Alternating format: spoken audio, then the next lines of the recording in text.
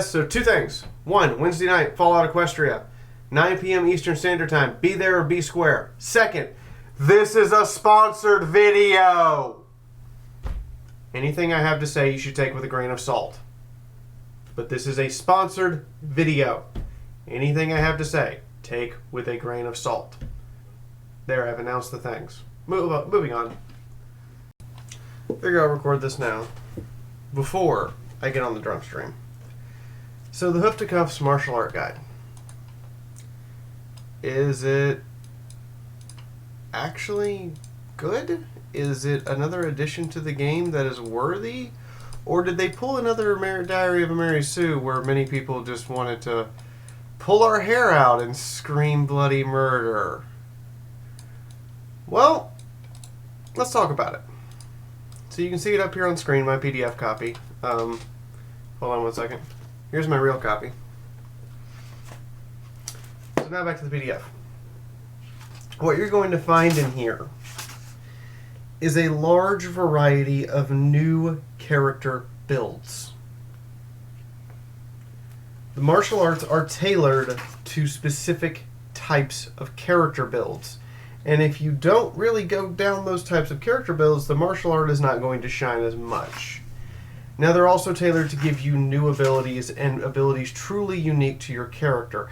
It is like you're attempting to create a sense of my character is not just unique for their personality or their actions, but also their capabilities. And it unlocks martial arts for everyone. Whereas before, almost every single martial art, but about, I think, 2, you basically had to be a zebra to start with. Not so much so now. You can take Trained by a Master as a trait with a bunch of these, and you don't have to be a zebra.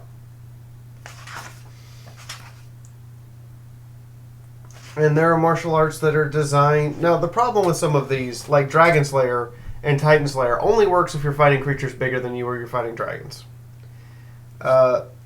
Some of them are legitimately just geared to fight one particular type of enemy, and if you don't run into that enemy, well, you're screwed.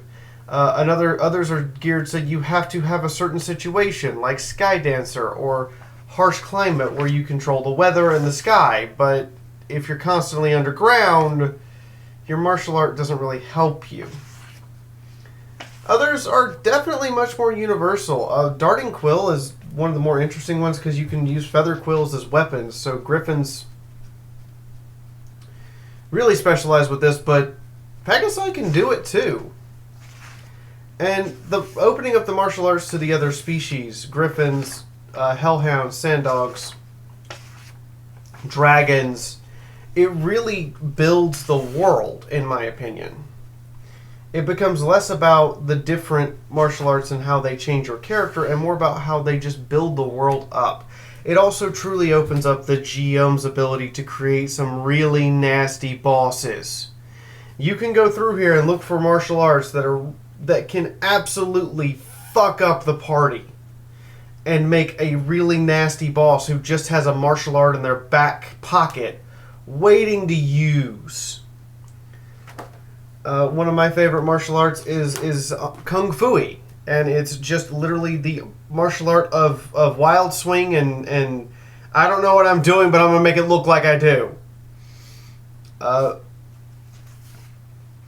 And a universal one that anyone can take is the Ministry of Awesome martial art, because it's designed for everyone, and it works great when using 2 weapons or when engaging multiple targets. Another really good example is Party Polka. It's Pinkie Pie's martial art. It literally screams Pinkie Pie, and if you're going to play a Pinkie Pie-like character, why not take her martial art?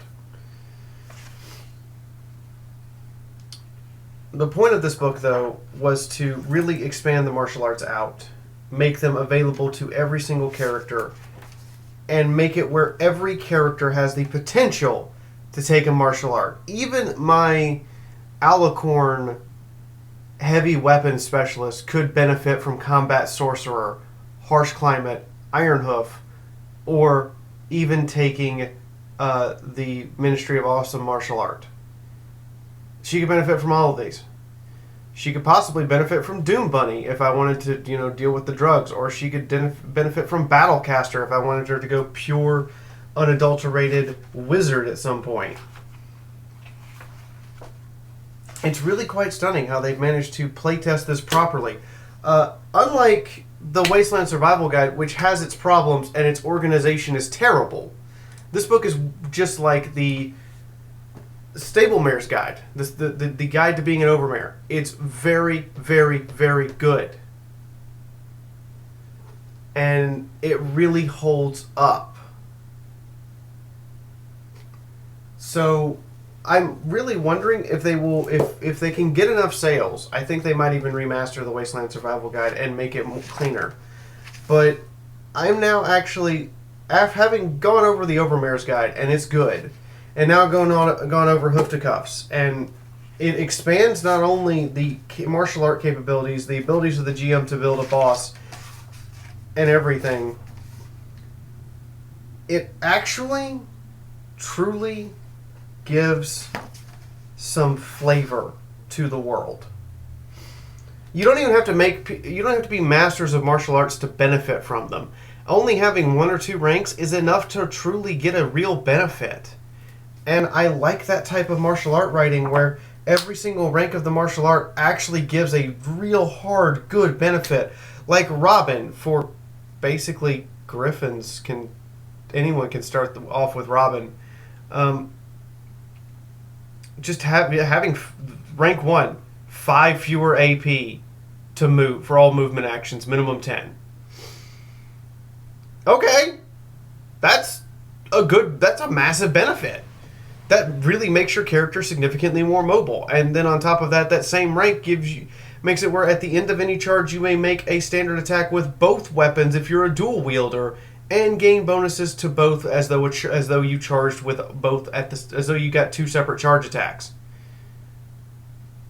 I'm okay with this. These are surprisingly well done. Doom Bunny's remaster to get the chance for addiction all the way down to something like negative 23%. That when you become a master of Doom Bunny, you unlock so many drugs that you can just take with only a nat 100 getting you addicted. If you want to go super drug specialist, Doom Bunny's your thing. Without having to take Luna's Loophole, dude, Doom Bunny all day long. Negative 28% chance to, like they remastered the martial arts that were in the Wasteland Survival Guide. I like that. They went back, admitted some of their work was not the best, and fixed it.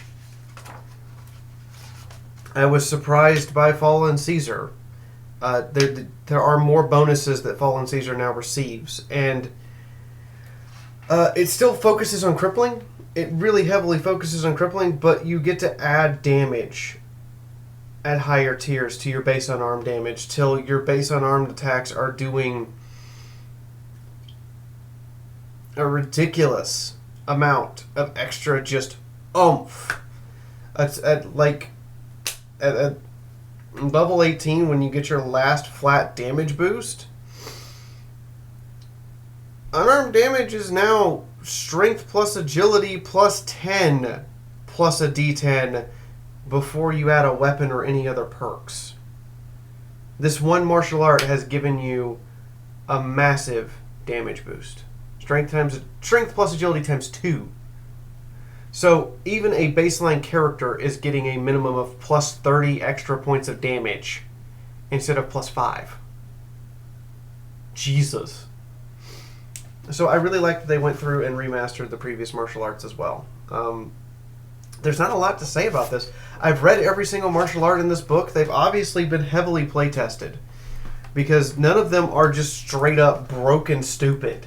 All of them are easy to counter if you recognize what they are and you recognize the tricks that they want to employ, and then you implement counter tactics.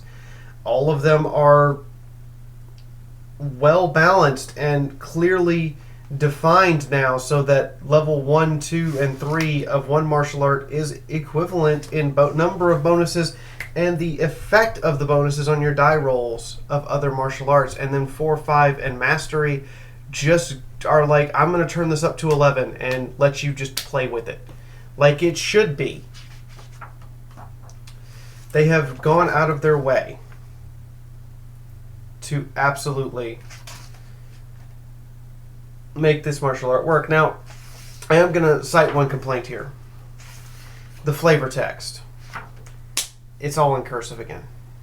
And, I mean, we got onto them about this with the Mary Sue. Now, I'm glad that the actual game text is in standard Arial.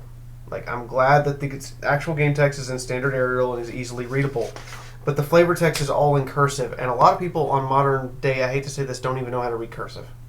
It drives me up the wall. They don't know how to read cursive. I think I'm the last generation to be taught cursive in school as well as print. But, yeah, it's just a sticking point with this company that they insist on still using cursive in their flavor text. And I get why, because this book, I mean, I'm going to flip back to the other camera real quick. This book is designed to look like parchment. I can appreciate the aesthetic of looking like parchment. I can't appreciate, though, the cursive writing here because it's just, I mean, this camera is 1080p and you can barely, unless you know how to read cursive, you can't read that. So there's clearly this idea that still works, and I want to get onto them for it like really hard. Please don't do this. Please don't write stuff in cursive. But they do it anyway. That's what I have to say. If you're already playing FOE and you have the Wasteland Survival Guide, you should have this. Just flat out. You should have this. This is going to really add to your game. I like how the leather-bound cover looks. I don't like how the wording turned out because you can't read it. Like, from any distance, this in some cases, from the wrong angle, this doesn't even look like it has words on it. It just looks like a faux leather-bound book. I don't like that. These letters needed some color to them. And the image on the front of the cover really needed some color to it. I mean, if I compare their cover to mine, it's black and white. You can tell that this is a Fallout Equestria book. You can't tell what this is from any distance. Even the spine doesn't have very good text on it because as soon as I move it away, you can't read that. I can barely read it up close without proper lighting. And when I say proper lighting, I mean direct light hitting it. So that's my biggest complaint is the cover. But if you're already playing Fallout Equestria, why don't you have this? This book will definitely add to your character flavor. And if you're the type of person who makes a ton of characters and then only and plays them for like a week and then makes another one, this would be really good for you. Like straight up, if you're the flavor of the week type of player who just plays like 60 different characters, this is your book. You literally can make, just without even getting creative, you can make 1, 2, 3, 4, 5, 6, 7, 8, 9, 10, 11, 12, 13, 14, 15, 16, 17, 18, 19, 20, 21, 22, 23, 24, 25, 26, 27, 28, 29, 30, 31, 32, 33. 33 characters. There's 33 different martial arts in here. All of them are drastically different. They actually have different gameplay effects and are actually legitimately different martial arts. And just off of that alone, you have 33 characters that you could make in here, or you could even use if you're a GM. They made a master of every single character, of every single martial art. Like a level 30 master of every single martial art. If you want an end-game boss, there you go. Here's your end-game boss. They've got between 250 and 500 hit points. They've got mastery in a martial art. Now all you need, and they've got all of the stats here. This is how the stats should look, by the way. I really hope when the monster manual comes out, that is how the stats look. That's how they should look. And there you go. You've got your stats right there to just run players over if you want to. So, Hoofticuffs, if you're playing FOE, you should pick this up. Thank you, Dead Tree, by the way, for sponsoring this video. Again, this is a sponsored video, just like I did at the start. This is a sponsored video. But thank you, Dead Tree, and hopefully you guys will pick up a copy of Hoofticuffs. In the meantime, this has been Fiaura, and I'll see you guys later. Good night, everybody. If you found that video helpful, check out the Wednesday night stream. Seriously, 9 p.m. to 2 a.m. Eastern Standard Time every Wednesday without fail.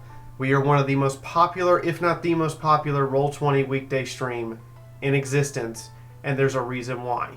You should come and watch. More importantly, if you're going to pick up Hoofticuffs and you want a good story, I do have my Fallout Equestria book.